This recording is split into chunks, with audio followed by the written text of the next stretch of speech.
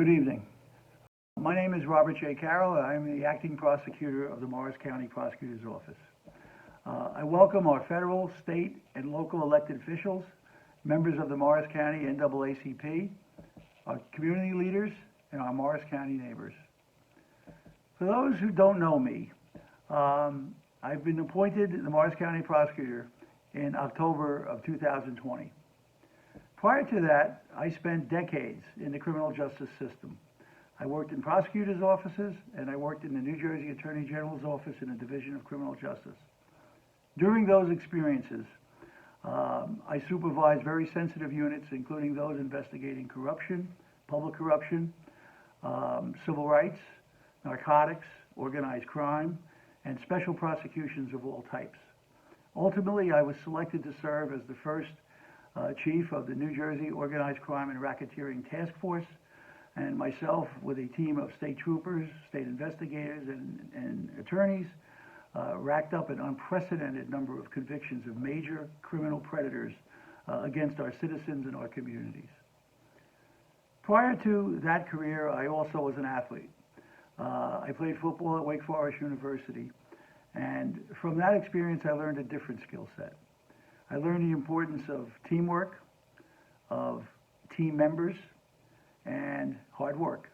And I also learned that when people pull together and work together, we can accomplish anything.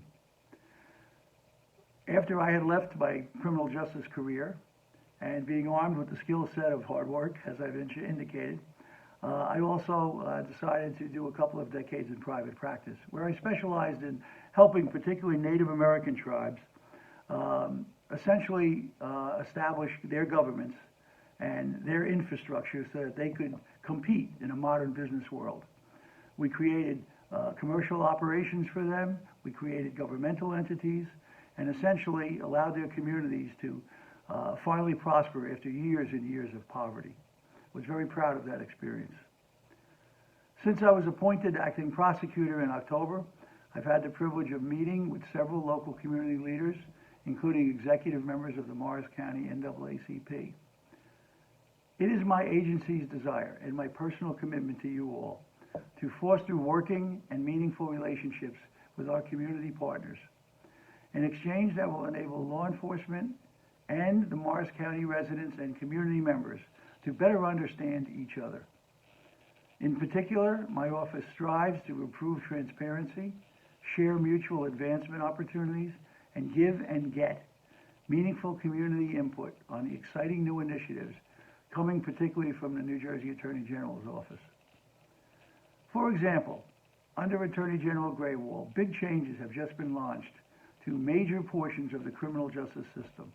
In particular, juvenile justice, the use of force by police officers, and new mental health initiatives.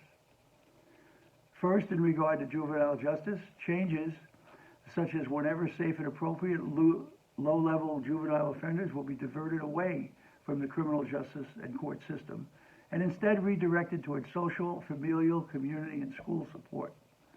The goal is to rehabilitate young people without needing them to enter into the criminal justice system, to give them a chance to turn their life around for a long-term period of success that'll carry them through their lifetimes. There's also major changes coming in the area of use of force.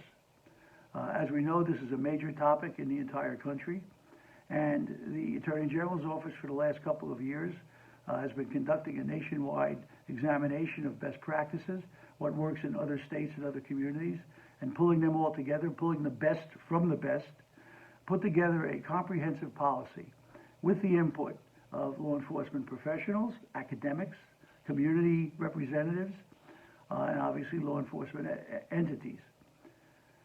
The product that has come out of that effort is the first major change in use of force in over 20 years.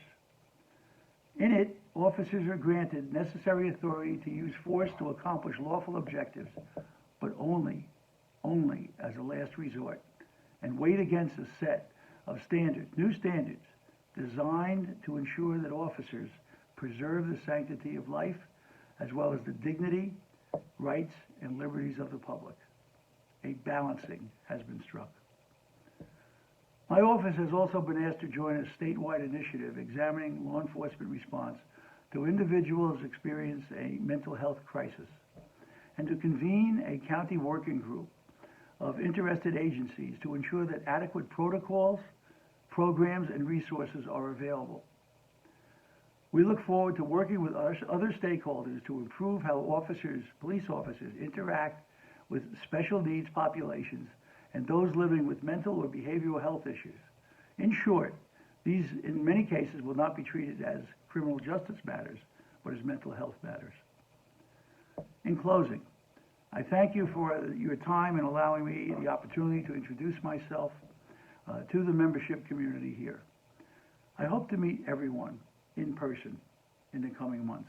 Obviously, pandemic has limited our ability to do so, but it is my intention and my plan.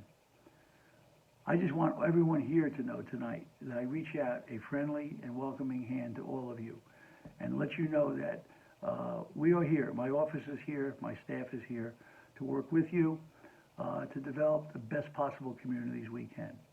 God bless and have a great, great event tonight. Thank you all.